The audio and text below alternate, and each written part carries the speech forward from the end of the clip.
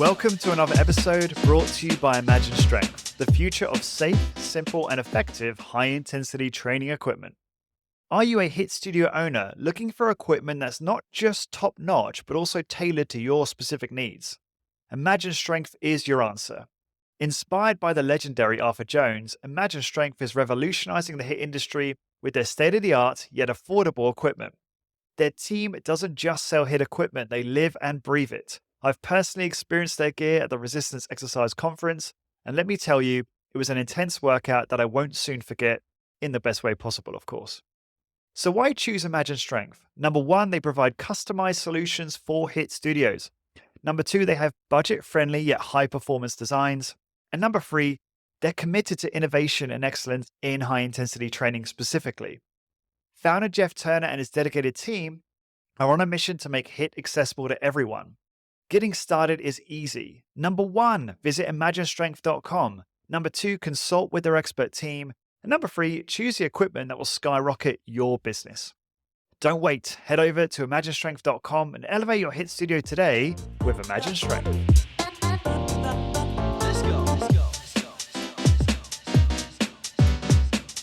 Lawrence Snell here, and welcome back to High Intensity Business, your one-stop shop for elevating your HIIT business and fueling your passion for high-intensity training. This is episode 440, and this episode is going to be focused on the topic starting a HIIT studio anywhere, or how to start a HIIT studio anywhere.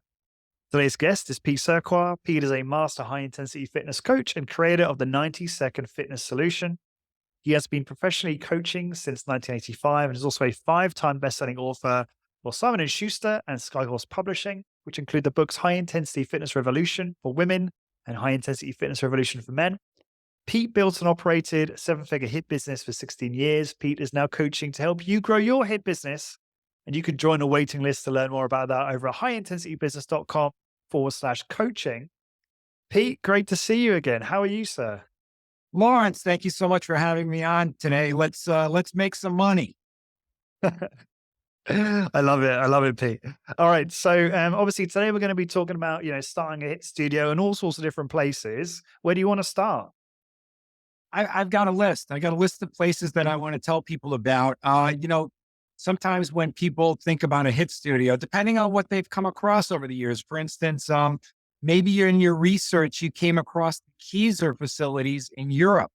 And if you've done any of that, looking around there, you'll see literally 50 to 100 pieces of equipment in a 5,000 square foot facility, which, by the way, is a dream. Don't get me wrong. I've never owned one of those, but it's right. You have every piece of equipment times 3, and it's a beautiful setup. But that's a large undertaking that costs, 7 figures. So I want to give people options on how to get started and what to look for that are cost effective so you can grow your business. Sounds good to me. So which one are we going to start? We start with the doctor's office, or where do you want to start? Yeah, let's start with a doctor's office. And by doctor's office, I'm really going towards chiropractor or physical therapist specifically. Obviously, you're not going to walk into a heart surgeon's office and say, hey, do you have an empty room? I want to put a couple of pieces of Med-X in there or Imagine, right? So, but let's say you really got to go out and knock on doors for this. Okay. You've got to have your act together. And I'm going to tell you how to do that in a second. But let's say you go to a chiropractor's office or a physical therapist's office and they have an empty office space, or they have an empty room, or they have a room they're not generating any money from.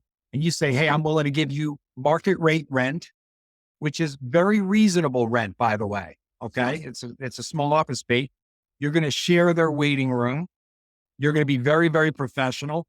And in this room, you should be able to get 4 pieces of Imagine Strength equipment. And I'm saying Imagine for a reason.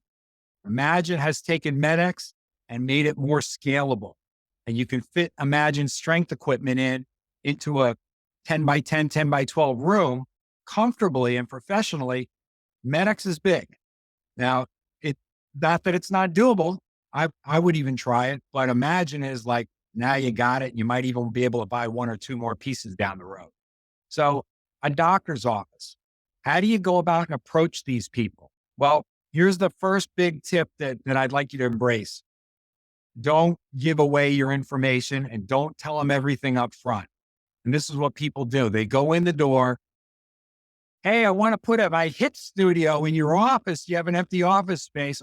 And right away I don't want a gym. I don't want to, banging weights. I don't want yelling and screaming so I encourage people to go in. If you're going to get into a situation like this and you're knocking on doors and you go up to the receptionist, you have a business card, and nothing else, and say, listen, I'm looking for a spare office. I have a similar business. I offer something that's very physical therapy or is very, very conducive to your chiropractic business. I can generate more clients for you. I believe you can generate more clients for me. You really want to tell them what you can do for them.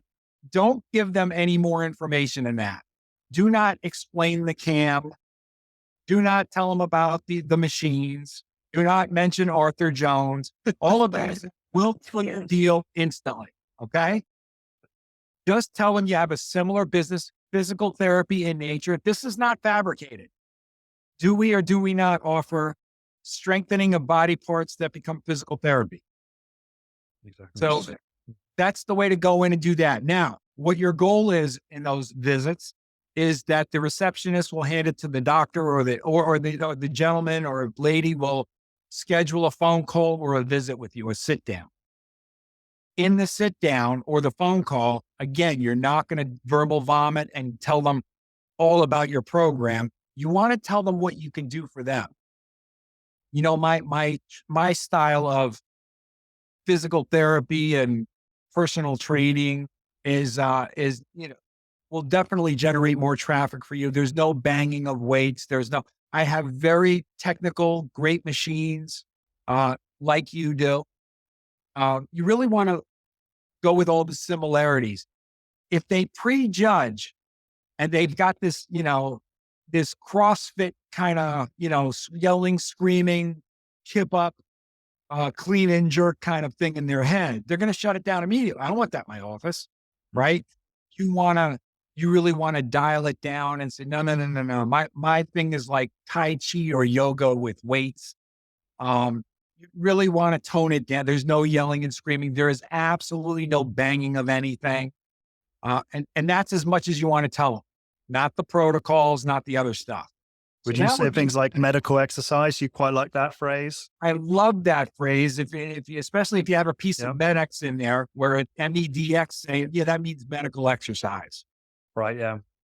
I love using the term medical exercise and I use it often. Mm-hmm. So that would be number one. And just to pause you for a moment, I just want to echo one thing you said, which I say all the time to people, which is just so important for so many different contexts, is with them, right? What is in it for them?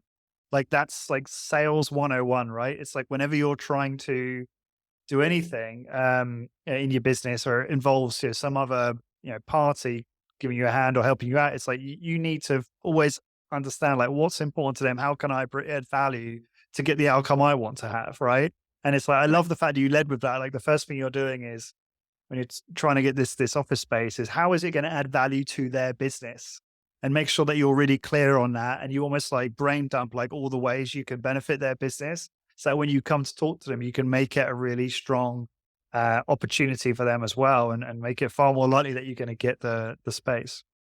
And this is what we teach with our one-on-one coaching. When I'm sitting down with coaches and we're trying to dial up their business, the first thing I tell them, it's not about you, it's about them. Right. Okay. So you have to approach your coaching with that. It's about them and their goals and their needs. And the same thing, you go into a chiropractor's office or a physical therapist's office, you have to tell them how they will benefit from a relationship with you. And that's the way you really present it. And that space, if you were to get lucky and find one, they're not a dime a dozen. They're rare. But if you were to find one, think about it. You're talking about a 10 by 12 or a 12 by 12 room with a shared waiting area and bathrooms. That's going to be a great deal. Your overhead is now very, very low. You don't need many pieces of equipment. When I first developed my protocols and my routines, I used 4 pieces of equipment. low back, leg press, pull down, chest press. I did them in that order. I did them for a couple of years straight, thousands of sessions. I was knocking out 100 a week. And I wanted to show that you don't need variety. It's not boring if you're doing it right. It's stimulating for me and for them. And it's like, yeah, how much space do you need for 4 pieces of equipment? I could do it in a closet. So, keeping overhead low when you're trying to launch a business is huge, huge. So you're not locked into a 10-year lease and construction and, developing all this stuff. It's just, you got to just move your pieces of equipment into an empty space on a Sunday. And on Monday morning, you're open for business. Yeah. That easy. Sounds great. All right. So more have we got let me think about this. Just before we move on to other spaces, just in terms of like addressing the how to, you've kind of given a nice little step by step there in terms of like how you get that initial meeting with the chiropractor or the business owner that's currently in that space. Um and I guess is there any more to say in terms of you feel like steps we can give the listeners and how they can make sure that they increase their success rate in doing that? Anything else you want to share there? Well, dress the part. All You right. want to dress like them. You know what? It's kind of a poor. You walk in with gym clothes and you cut yourself short already. You want to dress like they are dressed. So when you walk in the door, their first impression of you is, oh, this is another professional. Mhm. You also want to reassure them that you're not a competitor. You're somebody who's a chiropractor is not going to want to rent out an office to another chiropractor because their first thought is, oh my God, they're going to steal all my clients. He's going to be better. He's going to do something different. Oh, you don't need this guy. Just come to me. Right. It has to be complementary all the way. And you're really going to drive that point home. I can get more traffic for you.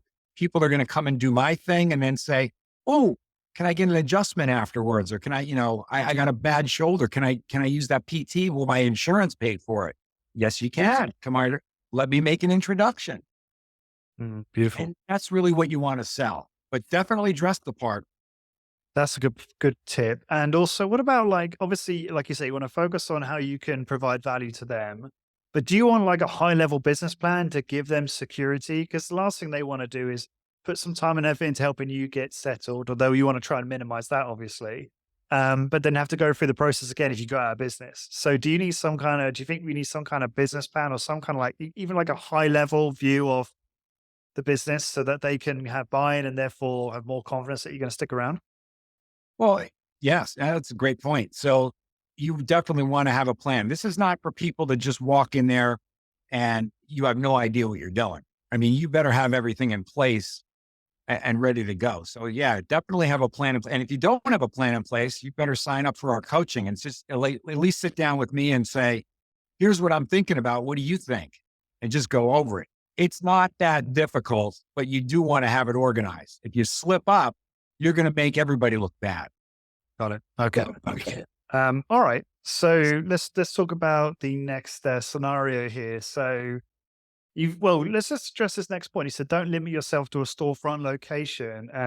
These spaces usually command the highest prices, and obviously not just storefront, but any expensive real estate is often something that I guess a lot of our colleagues might desire because obviously a good location can really help with growing the business. So, and it can be incredibly important. So, do you want to share, just elaborate on that a little bit for us? Absolutely. So everybody has this dream of retail space, right? Your gym is probably in a shopping center or retail location. We refer to it as a retail location. Retail locations or first floor space with the frontage and the big windows and the high traffic and the view of the parking lot is going to command the highest prices in real estate. Okay. So if you take that first floor retail space, it's going to be X amount of dollars per square foot. It's going to be a 10-year lease. You're going to be locked in. It's going to be no joke. Now, if you have a situation that requires that, well, that's great. You're really not you're really not tuned into this call. We're trying to address people who want to either branch out on their own or start this from scratch. And I want you to get in with the lowest overhead possible. I want you to get in for minimal dollars. right? Because that's your chances of success right there. It increases your chances of success. You take on 2,000 square feet of retail. Well, that's already triple the price of 2,000 square feet of mixed use building where you're 2 or 3 floors up. So I think the next amount of type of space that I want to consider for people is warehouse space. Mhm. If you look at some of these warehouse situations that have, light manufacturing in them, you may or may not have these in your area, but this space is dirt cheap. It's off the beaten path. There are no windows. There's just a door and a garage door or something like that.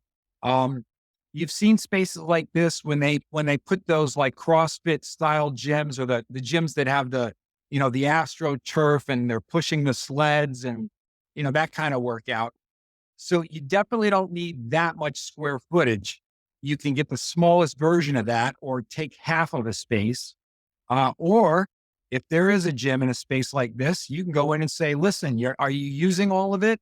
If not, can I have 10 by 20 in the back corner In a gym that already pre-exists. in a pre-existing But gym? what about if their concept is completely in opposition to yours? That could be a bit of a problem, no?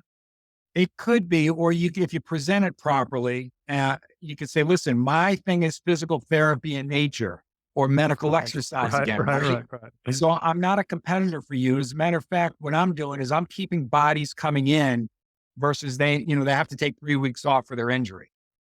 Right, okay. Or you secretly start cannibalizing their clientele. Yeah, yeah. You know what? I would work with the owner. In all fairness, I would say, look, I want my clients to do once a week with me and twice a week with you for their 3 times a week. Okay. And that will keep people. I'm going to keep them injury free, and then you're going to go do your thing. I just think the problem with that though, I think a lot of those listening would find that a nightmare having to, I mean, you know how hard it is when you're in our space having to watch how some people work out, right? When they're doing foolish things that are high injury risk, like if that's right next door to you, right? And then Yeah, also the frustration in you're working with someone who then does a session with the other space and they get injured or something like that. It's like that. I can imagine that being quite frustrating. I'm not saying this isn't a good idea. Like I'm sure it has its time and place and there's opportunities for it, but I'm just, I guess, playing devil's advocate, things the listeners perhaps should think about when looking into this type of opportunity. That's what I'm saying. well, your thinking represents many people's thinking. You're in the Exactly. majority. So many people Right. like you would be looking across the gym and they see somebody put a barbell on their back and then climb up the steps and they're about to do this plyometric Right. jump. And you're cringing and like, oh my God, I'm looking at it with dollar signs. I'm like, as soon as they hit the ground, I got to hand my business card out because they're going to be doing 6 to 8 weeks with me. Right? Look at the money, Lawrence. It's about the money. It's not about I me. know. Forgive me, Pete. I'm not the capitalist you are. So let me throw you a few more curveballs then. So obviously one of the counters, it's not really maybe a strong counter, but obviously with some of these top locations, storefront location, yes, there is, additional risk, higher upfront fees and investment and leases that potentially are quite long and expensive. But then there tends to be a lot more upside too, right? In terms of like growth potential.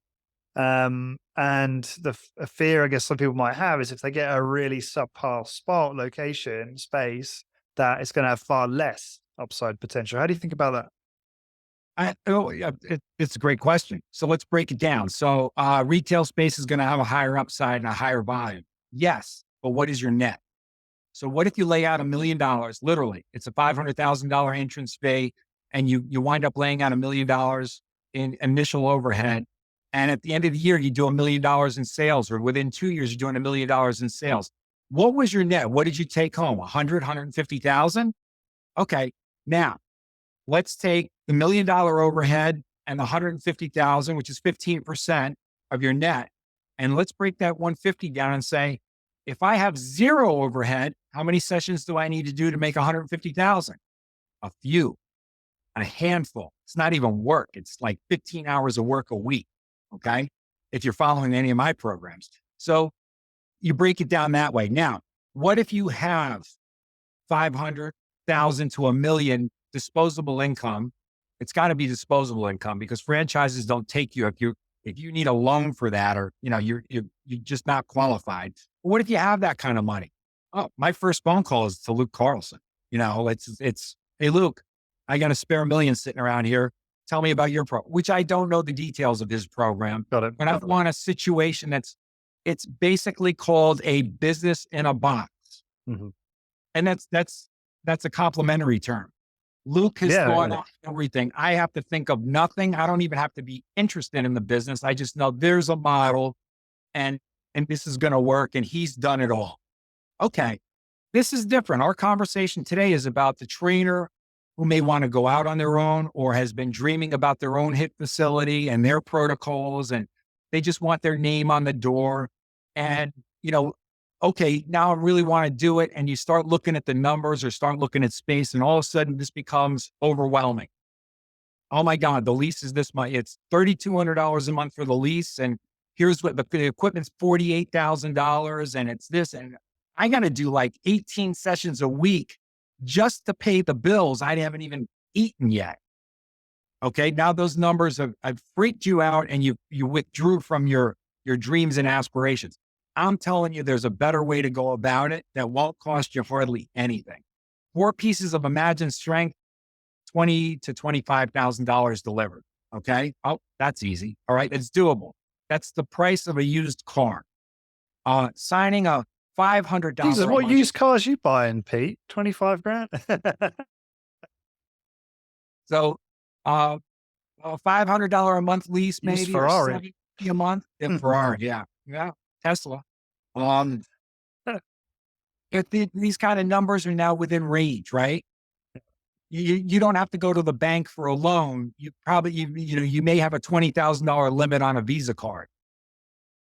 Yeah. And that payment plan, every once, twice, 3 times a year, they say, hey, 24 months interest free, equal payments, well, that gives you don't necessarily have to pay it off in 24 months, but it gives you that big break. Yeah, that's handy. Yeah. Right. But now it's doable at $50,000 or $75,000. That's not even doable anymore. Yeah.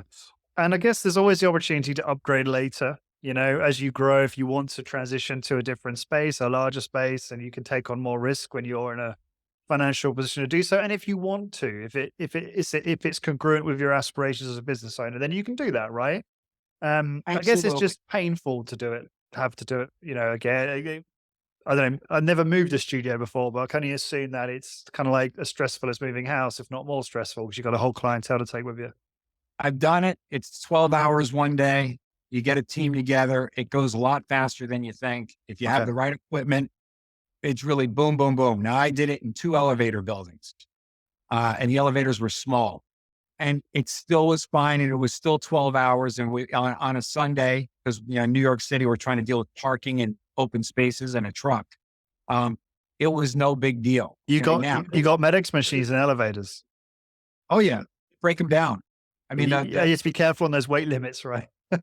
Yeah. Well, you usually have a 2,500 pound weight limit in an elevator. 2,000 pounds. Okay. So, one Med-X stack on a leg press is 1,000 pounds. Right. Give or take. It might be, the whole machine is 2,500 pounds. You break down the leg press into about 5 parts: seat, track, stack, and the foot plate. Right. Sure. All of those are fine. And if you have something called an appliance hand truck, it's a hand truck with these heavy duty back set of wheels where you tilt it back. You could push it with 2 fingers. I mean, it's ridiculously easy. It wheels right out. Do they have another name? They called something else as well. Like, what did you call it? Appliance hand truck. Okay. If they got like a 3 set of wheels on each side that are like in a triangular shape. Am I thinking of something else? No, I think you're thinking of it. So it's got 2 main wheels under the hand truck. So you go under and you secure the machine and tilt it back. As you tilt it back, there's another set of wheels that kick back and you can rest it down. And now you can let go. The machine is resting at a 45-degree angle and it's on 4 wheels. Yeah. Great. Not I know rubber tires. Yeah. No, because I recently had Mike Petrella published some content in our membership community recently on exactly this tool. Well, not just about this tool, like it was about lots of things, but we talked about this different tools he uses for like moving machines and that kind of thing. And I'm pretty Yeah. sure it's the same thing, but he just called it something slightly different. So thank you for that. That's very useful. The other, I guess, curveball I had, if you want to call it that, is I guess a lot of us are targeting a clientele who are relatively affluent, busy professional types who probably want to work out in a spot that's nice, right? Like a nice area, a nice, not just a nice area, no, that's important, but also a nice location in a nice area in a nice building, right? So when you were talking about describing the warehouse, I got a little bit concerned about, well, is that somewhere where these types of people, assuming we're targeting those, don't have to be, will want to work out? So how do you think about that? Oh, it's easy to deal with. It comes down to the wow factor. I mean, when a client walks through the door, you want to wow them. So they're driving up to your space, and it's kind of warehouse ish, right? Sure. And they park, and there's just one single door, and maybe it has a little plaque with your name on it, and they're making a face, and they're walking up to the door.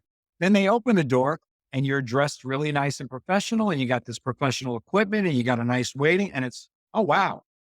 And it becomes, oh, this is like a secret, like the best kept secret in town kind of a thing in their mind versus, right? Today's episode is sponsored by Imagine Strength, the game changer in safe, simple, and effective high-intensity training machines. When it comes to HIIT, Imagine Strength is your go-to for intelligently designed, efficient, and affordable equipment.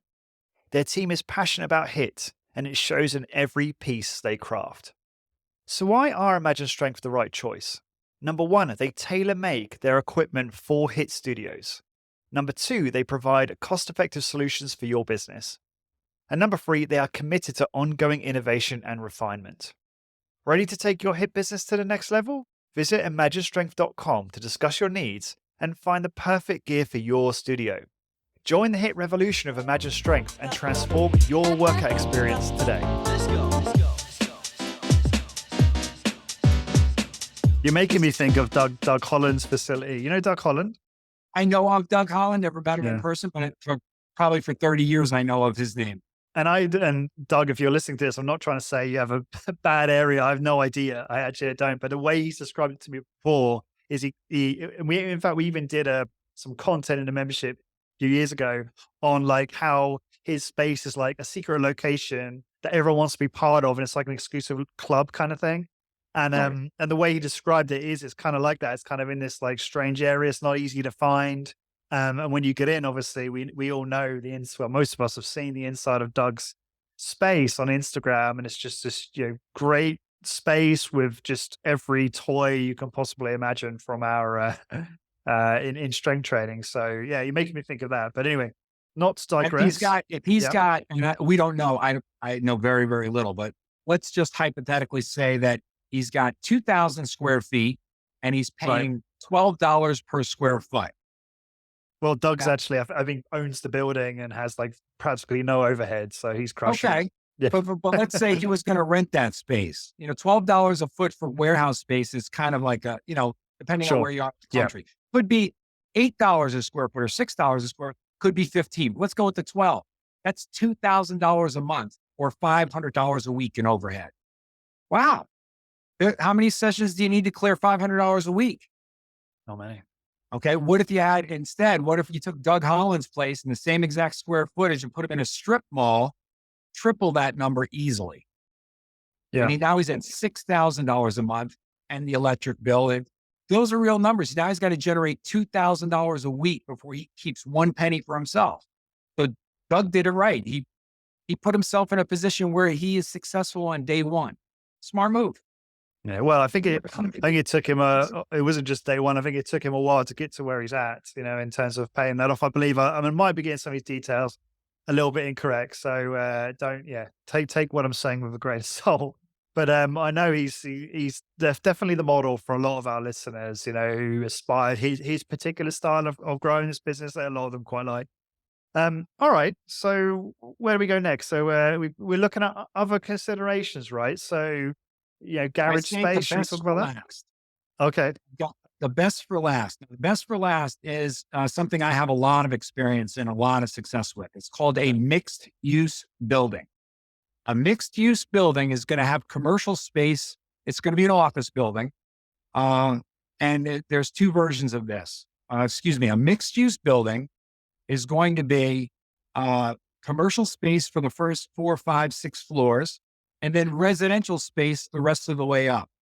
So I have experience in my last location, which was on 55th Street between 3rd and Lexington Avenue in Manhattan.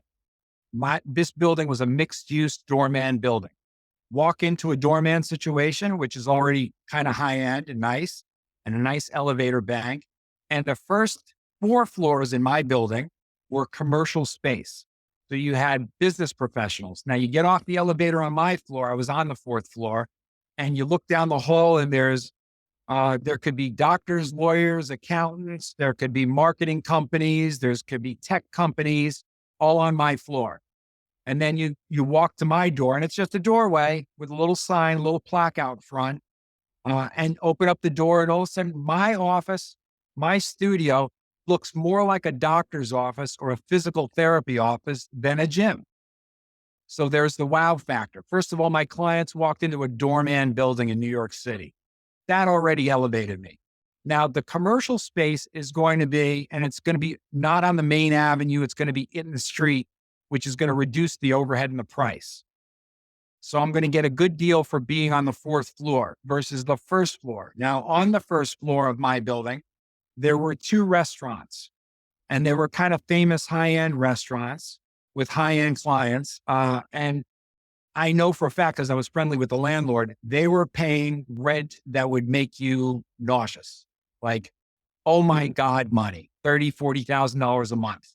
Wow. For the same size space as my studio, just 4 floors up. I didn't need the windows. Let me tell you about the windows.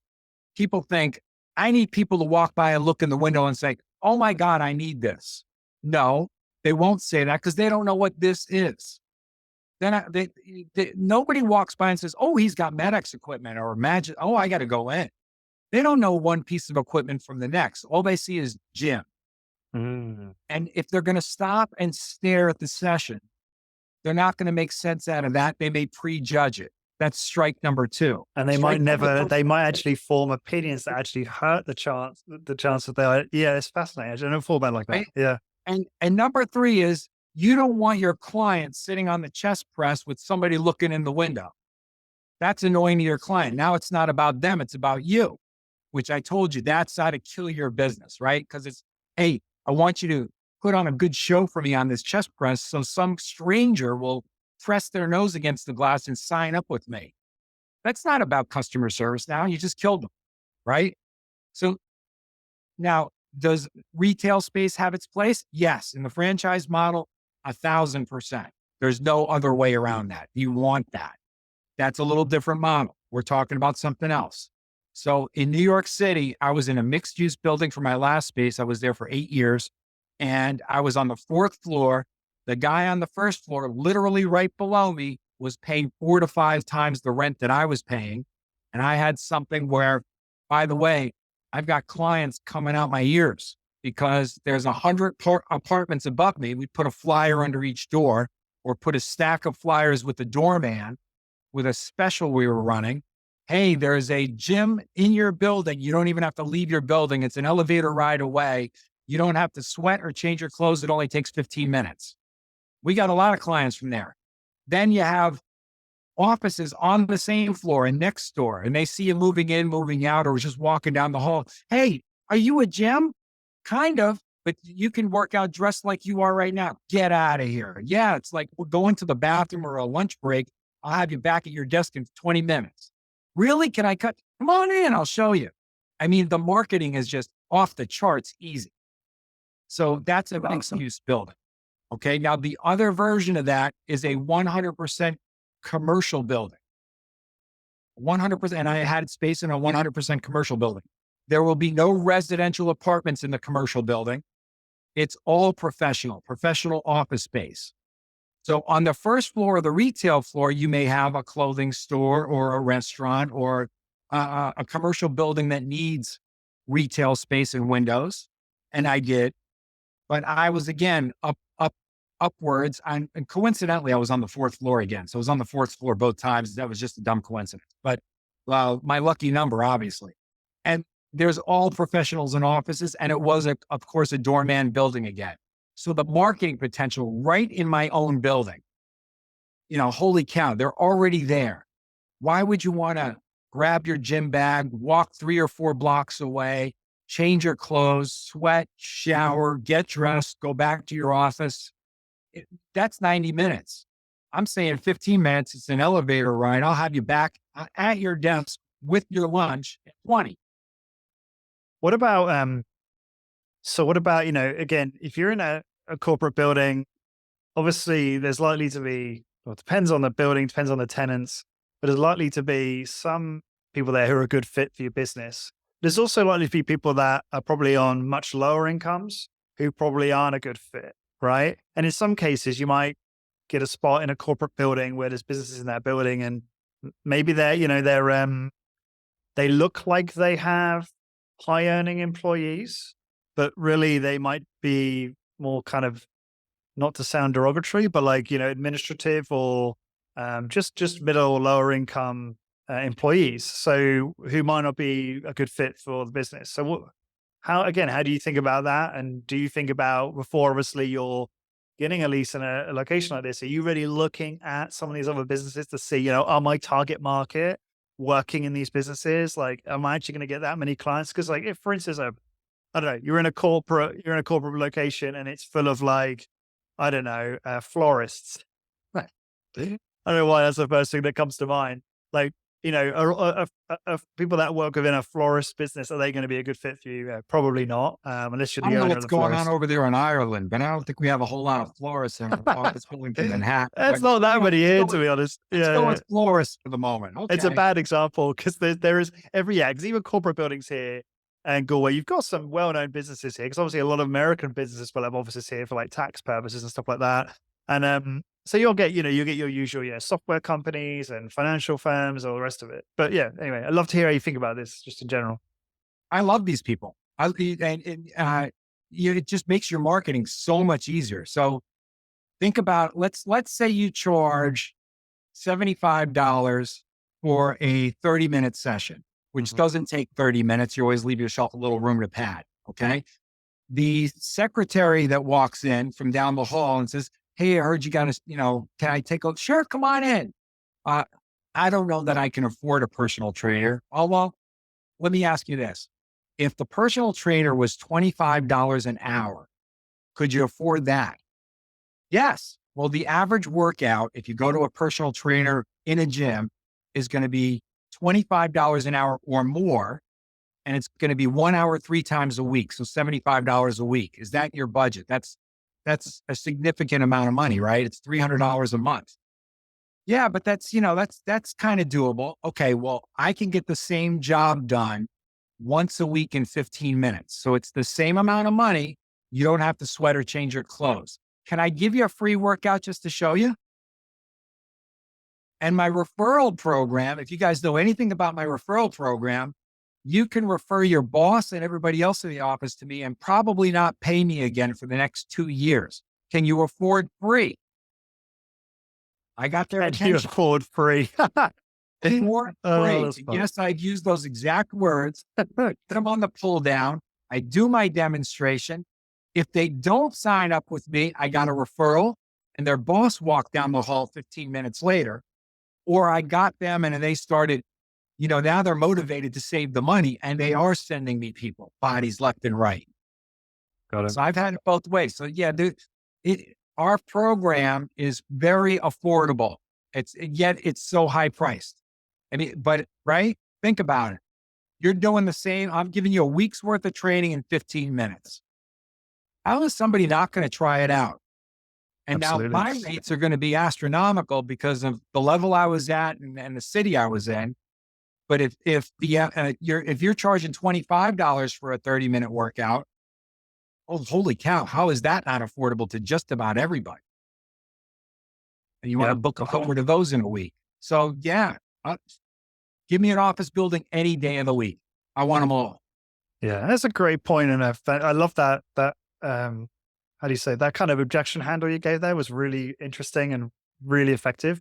Um, I guess the other just things to think about, and perhaps people have already thought about this, are things like a lower price group offering, right? Would be one where you've got a slightly lower supervision ratio, or sorry, higher supervision ratio, which obviously you can justify a lower session fee, for an example. Okay. So Now, be go careful with ahead. that because if the Okay. secretary's getting $10 a session and her boss is paying $25 a session and they learn of that, somebody's going to get ticked off. Well, not if you have two different offerings. So if you have one on one and a group, right? So Okay. it's doing balloons again, Pete. I love Everyone the listen, balloons. everyone It only everyone does listening. it for you though. Oh, is it? So people watching, I've got some weird animations happening on Zoom, which I don't know how to turn off. Um, yeah. So if you advertise a one-on-one, a small group, it's optional, obviously, then the small group could be for, a lower priced service for someone who's not got the budget for the one-on-one, right? Or for whatever reason can't justify it. Or yeah, despite your effective sales approach. Um, so if it's clearly advertised, then surely that's not an issue because their colleagues, they were like, well, no, I want to pay more for the one-on-one service. So just You know, I hear you. And I sure. know a lot of this goes on. I could never get on board with the group thing Right. because that limited my sales ability. I can just, if I've got you one on one, my customer service during the set is off the charts. And that's what made me all this money. I Okay. see. I see. In a group, I've got it now divided 4 different ways, and I'm like a ringleader. Now, for me, I've seen people do this, and I'll give you, for instance, Mike Lepowski, a good friend of both of ours. I actually watched him deliver a session with 4, 5, 6 people at one time, and he's just got this way about him. He knocks it out of the park. And I sat there and watched him do it live in the room, and I'm going, man, that's a skill. Now, if you don't have that skill, you're gonna lose money. You won't make money. For me personally, if he stuck me in that situation, I don't know that I do as well as him. As a matter of fact, I'm pretty sure I would. Got it. Got it. That's just me. I want the one-on-one feature. I'm going to make more money. I'm going to book more sessions, and I'm going to have less downside. Yeah, understood. That makes total sense. So where do we go from here? Are we wrapping here, or is there any more you want to share? Those are kind of the spaces, but I want to give you the possibilities of going into this with smaller space, lower overhead, smaller footprint. We've got a great equipment option here now with Imagine Strength coming out with Medex-like equipment, toned down into a smaller footprint, which gives you so many options now. Plus, their price point is probably comparable to used Medex. 20 and 30-year-old Medex pieces are going for $5,000. You can get a new piece of Imagine for the same price. So, and delivery is delivery. So don't just cross that out. So let's take that into consideration. Let's wrap this up with, let me give you a couple of tips on signing a lease. Okay. So if you're going to go in with a doctor's office, a chiropractor or physical therapy, you're just going to get somebody's a shared room. And this also could be in a gym setting, okay, with the warehouse space. But if you're just renting a room and you're sharing waiting area and restrooms, that lease is going to be easy. It's going to be, we don't need any money for build out, right? The room's already there. You just got to put your equipment in. Maybe you're going to paint the wall or decorate or put a desk or a podium or something easy. That's all on you. So you don't need any money from the landlord, and you're just going to negotiate a good price per square foot, something reasonable. What you'd like to do is you sit down with this person. The landlord is also, the owner of the space. Okay. So it's not like somebody who owns 50 buildings. This is the guy you're going to be working next to all the time. You want to sit him down and say, hey, listen, I want to get this off to a good start. Can you give me 50% off the rent for the first 3 months, 75% for 3 months after that? And now after 6 months, I'm paying 100%, just so I can kind of like bring people in, introduce them to you, introduce them to me. And, they may say no, but that's a nice way to negotiate. Okay. Or I want to pay your full rent. Can you give me the first 2 months free so I can move in? That's going to be an expense for me. Here's 1 month security deposit. And I got to advertise and get going here. I need a little break. Sure, no problem. Okay. They're more likely going to say yes to that. That's very good because they probably got 3 months free rent when they signed their 10-year lease. Okay. Mhm. So don't be afraid to ask and negotiate. There's nothing insulting about that. You're just asking, you want to be successful and you want to convey that. Yeah. Okay. So no big deal there. If you're signing a lease, if you get into a warehouse space on your own or in a apartment building, a mixed use building or a a commercial office building, you're going to sign a lease. Leases go as little as 7 years, as many as 10 years. They rarely, or as little as 5 years, I should say. They rarely sign leases outside of those numbers. Now, rarely less than 5 years, and they won't go more than 10 years because the landlord wants to be able to change his rent according to the market or have the option. Mm. Okay. A lot of times that works in their favor, not yours. Let's say you sign a 7-year lease, which is kind of in the middle. You are looking for some sort of an exit clause. This is really important. I had a big conversation with this in a Facebook group with a bunch of certified traders looking to go out on their own. And I said, if you sign a lease, a long lease, look for something called the good guy clause. The good guy clause is I can give the landlord 30 days notice. I lose my security, my 1 month security deposit, but I'm out of the lease.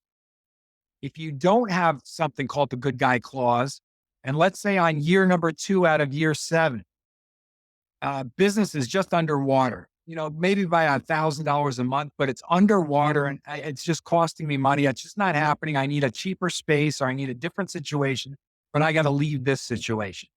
And you go to your landlord, you don't have a good guy clause or an exit clause. And you say, hey, listen, it's not working out. I gotta go. And he says, yeah, see this piece of paper? You owe me 5 more years of rent. If I take you to court, the judge is going to say you owe me 5 more. So for the next 20 years, you're going to be paying me. And he'll win. The landlord will win. They've got laws for this. It's in Right. place. You have a lease. You're screwed. Okay. I always had a good guy clause or an exit clause. Now, somebody in this Facebook group typed up and said, well, that's a New York City thing. And they were right. It is a New York City thing. However, I've signed leases in New Jersey and Pennsylvania. And I sat down with my attorney and I said, I need something equivalent to the good guy clause. And he says, we have something, but it's a little bit different. So what it is I signed a 10-year lease in the state of New Jersey, and their laws are completely different from New York City. But what I found in the 10-year lease was after 24 months of successful business or successful rent paying, I can give 30, 60, or 90 days notice and exit the lease and lose my security deposit and not be responsible for the remaining 7 years and 9 months. Mhm. So it was essentially the same. It just wasn't called a good guy clause. It was called an exit. Yeah. Can negotiate these in any state in any country. Yeah. What a great tip. Really interesting stuff. I know it's a little bit controversial, but AI is really good at this stuff, Pete. Using ChatGPT to figure out some of these clauses. Obviously, you should always get this reviewed by an attorney or a lawyer, however you say it. Where are you from? Um, and yeah, you always want to get this stuff reviewed and checked by a professional, but it can certainly give you a good first draft. Yeah. There you go. Well, Pete, keep in mind, I'll bring up the AI. So everybody's been throwing AI at me lately. I've been hearing a lot about this. right. I'm going to write a book. I'm going to do this. I'm going to do is press a button on AI and boom, I have what I need. Okay. But you do have to sell it to somebody who's not using AI. So definitely, I'm all for AI and its contributions. I haven't used it yet, but I am totally open to it. But you still have to walk in face to face and sit down with somebody and negotiate. Yeah, yeah. Oh, absolutely. I'm not talking about, obviously on this podcast, we don't really talk about how people can build a business with AI and this sort of thing. It's more about how can we leverage AI in the high intensity training business to save time and get the results we're after. And I've been using it a lot I've been using it for Optima, the local high intensity training business I work with. a lot for, all sorts of different copy and sales copy and marketing, etc. And obviously use it a ton as well for high intensity business too in lots of different ways. And it just saves me so much time. And it usually gives me a great first draft, which I normally have to tweak quite a bit. Um, but yeah, I think it has a lot of potential. But yeah, you're right. You still got to learn these soft skills, the sales skills, the skills to negotiate. There's a Yep. really good. You gave a great, almost like a script there for negotiation. There's a really good audio book on negotiation. I think it's called Power Negotiating. I can't remember. I'm going to find the link and I'll put it in the show notes to this. But it's an audio book on Audible. It's very, very good. It's old school. It's the way you'd love it, Pete. Not to say you're old. And and and I'll link it up in the show notes for people to check it out. Before we wrap, can you do? How was it you say get out of here? Can you do it in like the proper New York sort Well, forget about it. Of of course I could do that. Get out of here. Thanks, Pete. That's When I just for get, my when own I get, entertainment. when we start our calls, can I get a top of the morning or any of that stuff? Well, do you know they don't actually say that, right? That's What just do they like say? do you know what they say? I mean, firstly, I'm British, remember, right? So I'm not Irish. Okay. But they'll say, "How's things? How's things?" That's normally that. Well, at least in Galway, I don't know if that's the same for every. It's probably similar. But yeah, around here, it's like you see someone, "How's things?" Oh, grand, grand. That's the typical small Grand talk. sounds a little better. How's things sounds like something you could have got from the States. Yeah, I'm probably not doing it justice though. They say, and even my kids sound charming because my kids are Irish now, right? And so they Uh-huh. already have like the Irish accent. Like they'll say things like, they'll like Arthur will pass me some blueberries that he doesn't want to eat right now, and he'll say like, "Mind these for me, mind these." Like that's a very Irish expression. Like you wouldn't say that in England. It's interesting. And don't Um, forget, because I'm Italian, you always have to ask, and from New York City, you have to ask if I'm related to the mob. yeah, oh, of course, yeah. Awesome. Well, thanks for being a good sport and doing those little impressions for us. I appreciate it. Um, Look, this has been great. I think you're just sharing stuff that's absolute gold and is really useful for hit entrepreneurs or hit entrepreneurs to consider when they're planning their business. I really appreciate you sharing all this stuff. And just before we wrap up, so if people want to connect with you, it's Pete Cerqua on Facebook, PETE, obviously Pete Cerqua, CERQUA. Um, and for those who are curious, Pete built and operated a seven-figure hit business for 16 years and is now coaching to help you grow your hit business. And you can learn all about that over at highintensitybusiness.com/coaching. And you can join the waiting list when we reopen the coaching. Just some goodies and bonuses we've thrown in there. So if you obviously sign up for the coaching, we're going to give you 5% off Imagine Strength equipment. You're also going to get 6 months free access to Hit Business membership. And the last thing I want to mention is if you want to get access to financial documentation, also cash flow forecasts and business plans and that kind of thing, and you don't want to join the coaching, which is fine, you maybe not ready yet, then you can go to highintensitybusiness.com/ref. That's REF for Foxtrot, short for referrals. And you can download free spreadsheets to help you do that. If you need those, those documents to help you actually do those negotiations we were talking about with landlords and with businesses where you want to sublet or subrent, however you say that. And without further ado, to get the show notes for this episode, please go to highintensitybusiness.com and search for episode 440. And until next time, thank you very much for listening. Welcome to another episode brought to you by Imagine Strength, the future of safe, simple, and effective high-intensity training equipment.